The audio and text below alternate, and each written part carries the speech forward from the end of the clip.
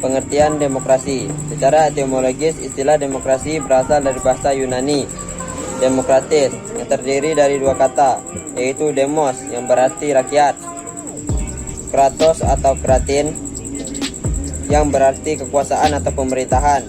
Secara harfiah, demokrasi berarti kekuasaan rakyat atau suatu bentuk pemerintahan dengan rakyat sebagai pemegang kedaulatan. Istilah-istilah demokrasi tersebut banyak dikaji oleh para ahli. Meskipun terdapat perbedaan, namun pada dasarnya pandangan-pandangan para ahli itu mempunyai kesamaan prinsip. Berikut ini adalah pandangan demokrasi menurut beberapa pendapat. 1. Abraham Lincoln, Presiden Amerika ke-16. Demokrasi adalah pemerintahan dari rakyat, oleh rakyat, dan untuk rakyat. 2. Giovanni Sartori, demokrasi dipandang sebagai suatu sistem di mana tidak seorang pun dapat memilih dirinya sendiri. Tidak seorang pun dapat mengidentifikasikan dengan kekuasaannya. Kemudian tidak dapat merebut dari kekuasaan lain dengan cara-cara terbatas dan tanpa syarat. Yang ketiga, Sidney Hope, demokrasi adalah bentuk pemerintahan di mana keputusan pemerintahan yang penting secara langsung atau tidak langsung didasarkan pada kesempatan mayoritas yang diberikan secara bebas dari rakyat dewasa. Yang keempat, Harold C. Holt, demokrasi adalah suatu bentuk pemerintahan yang di dalamnya rakyat memerintah sendiri, baik melalui partisipasi langsung dan merumuskan keputusan-keputusan yang mempengaruhi mereka maupun dengan cara memilih wakil-wakil mereka. Yang kelima, Kamus Besar Bahasa Indonesia, demokrasi berarti bentuk pemerintahan di mana segenap rakyat turut serta memerintah dengan peraturan wakilnya. Adapun arti lainnya, yaitu demokrasi merupakan suatu gagasan atau pandangan hidup yang mengutamakan persamaan yang sama bagi semua warga negara. Konsep demokrasi. Pembahasan tentang demokrasi menghadapkan kita pada suatu kompleksitas permasalahan yang klasik, fundamental namun tetap aktual. Dikatakan klasik karena masalah demokrasi sudah menjadi fokus perhatian dalam wacana filsafat semenjak zaman Yunani kuno dan telah diterapkan di Athena sebagai negara kota pada waktu itu. Dikatakan fundamental karena hakikat demokrasi menyentuh nilai-nilai dasar kehidupan tentang apa dan bagaimana sistem kehidupan itu akan dipergunakan, di mana manusia sendiri menjadi subjek dan sekaligus dijadikan objeknya. Dikatakan aktual karena dewasa ini demokrasi menjadi dambaan setiap bangsa dan negara untuk dapat menerapkannya, termasuk bangsa Indonesia dalam era reformasi ini. Setelah Perang Dunia II, dapat dilihat bahwa secara formal, demokrasi merupakan dasar banyak negara di dunia. Menurut penelitian yang dilakukan UNESCO pada tahun 1949 yang mengatakan bahwa mungkin untuk pertama kalinya dalam sejarah, demokrasi dinyatakan sebagai nama yang paling baik dan wajar untuk semua sistem organisasi politik dan sosial yang diperjuangkan oleh pendukung-pendukung yang berpengaruh. Akan tetapi juga UNESCO menarik kesimpulan bahwa ide demokrasi dianggap ambigus atau mempunyai berbagai pengertian. Sekurang-kurangnya ada ambiguity atau ketentuan mengenai lembaga-lembaga atau cara-cara yang dipakai untuk melaksanakan ide atau mengenai keadaan kultural serta historis yang memengaruhi istilah ide dan praktik demokrasi. Demokrasi yang dianut di Indonesia, yaitu demokrasi Pancasila, masih dalam taraf perkembangan dari berbagai tafsiran dan pandangan, dan juga tidak dapat disangkal bahwa nilai-nilai dari demokrasi konstitusional cukup jelas tersirat dalam Undang-Undang Dasar 1945 yang belum diamandemen. Selain itu, Undang-Undang Dasar menyebut secara eksplisit dua prinsip yang menjiwai naskah itu. dan tercantum dalam penjelasan Undang-Undang 1945 mengenai sistem pemerintahan negara, yaitu 1. Indonesia ialah negara yang berdasarkan atas hukum. Negara Indonesia ialah negara berdasarkan hukum dan tidak berdasarkan kekuasaan belaka. Kedua, sistem konstitusional. Pemerintahan berdasarkan atas sistem konstitusi atau hukum dasar dan tidak bersifat absolutisme atau kekuasaan tidak terbatas. Sejarah demokrasi. Demokrasi berasal dari bahasa Yunani kuno yaitu demos dan kratos. Demos yang berarti rakyat dan kratos yang berarti kekuasaan. Demokrasi banyak dipakai di banyak negara juga. Demokrasi pada umumnya dijadikan sebagai tolak ukur majunya suatu sistem politik di berbagai negara. Demokrasi juga erat kaitannya dengan istilah yang sering kita dengar yaitu trias politika. Jenis-jenis demokrasi. Yang pertama ada demokrasi langsung. Rakyat secara langsung diikutsertakan dalam proses pengambilan keputusan untuk menjalankan kebijakan pemerintahan. Yang kedua, demokrasi tidak langsung atau demokrasi perwakilan. Demokrasi ini dijalankan oleh rakyat melalui wakil rakyat yang dipilihnya melalui pemilu.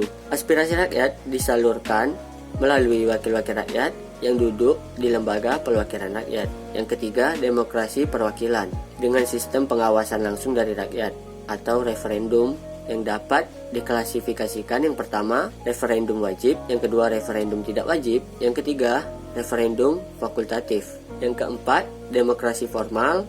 Demokrasi ini disebut juga demokrasi liberal, yaitu secara hukum menempatkan semua orang dalam kedudukan yang sama dalam bidang politik, tanpa mengurangi kesenjangan ekonomi.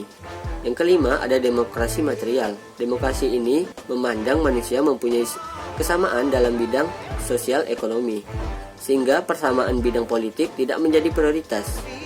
Demokrasi material dikembangkan di negara sosial komunis. Yang keenam, ada demokrasi campuran. Demokrasi ini merupakan campuran, dan demokrasi ini berupaya menciptakan kesejahteraan seluruh rakyat dengan menempatkan persamaan derajat dan hak setiap orangnya. Prinsip-prinsip demokrasi.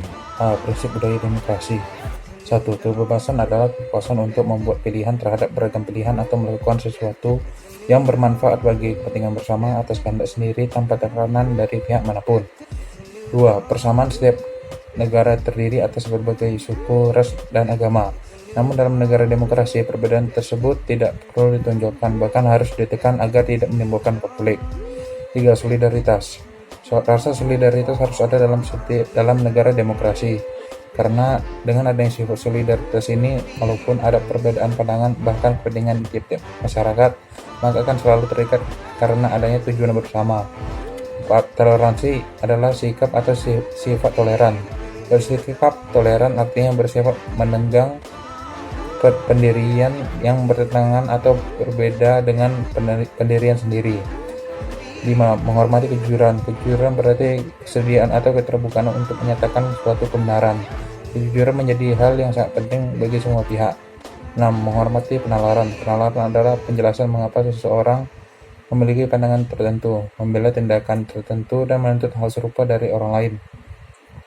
Penalaran ini sangat diperlukan bagi terbangunnya solidaritas antar warga masyarakat demokratis.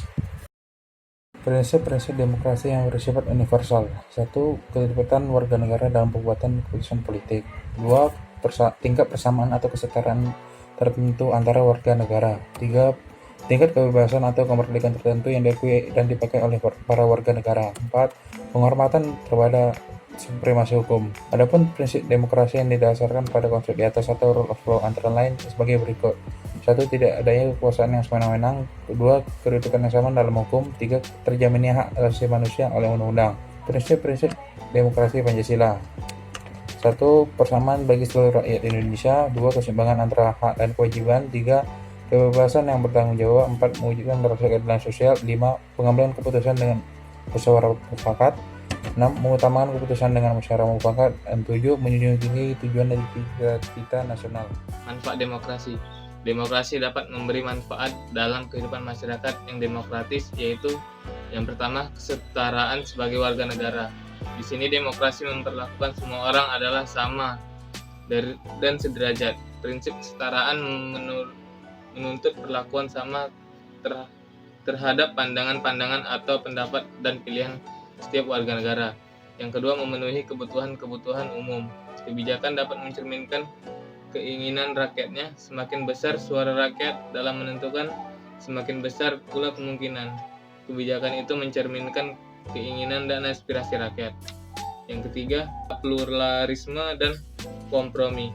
Demokrasi mengisyaratkan kebinekaan dan kemajemukan dalam masyarakat maupun kesamaan kedudukan di antara para warga negara. Dalam demokrasi, untuk mengatasi perbedaan-perbedaan adalah lewat diskusi, persuasi, kompromi, dan bukan dengan paksaan atau peranan kekuasaan.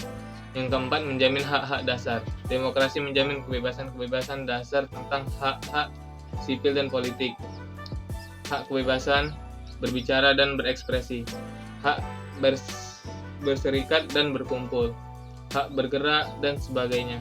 Hak-hak itu memungkinkan pengembangan diri setiap individu dan memungkinkan terwujudnya keputusan-keputusan kolektif yang lebih baik. Yang kelima, pembaruan kehidupan sosial. Demokrasi memungkinkan terjadinya pembawa kehidupan sosial, penghapusan kebijakan-kebijakan yang telah usang secara rutin, dan pergantian para politisi dilakukan dengan cara yang santun dan damai. Demokrasi memutuskan proses alih generasi tanpa pergolakan.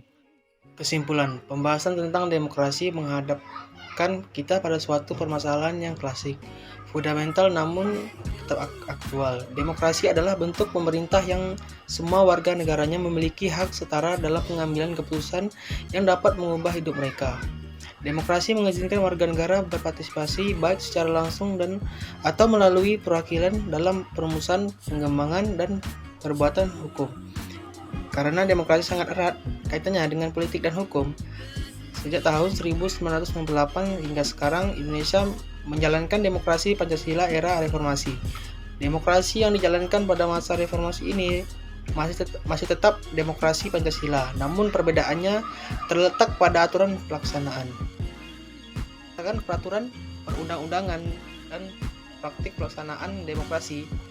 Terdapat beberapa perubahan pelaksanaan demokrasi Pancasila dari masa Orde Baru pelaksanaan demokrasi pada masa Orde Reformasi sekarang ini, yaitu 1.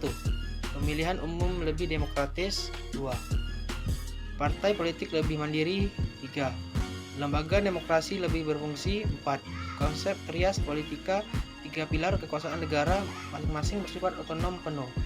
Adanya kehidupan yang demokrasi melalui hukum dan peraturan yang dibuat berdasarkan kehendak rakyat, ketentraman dan ketertiban akan lebih mudah diwujudkan. Tata cara pelaksanaan dalam demokrasi Pancasila dilandaskan atas mekanisme konstitusional dan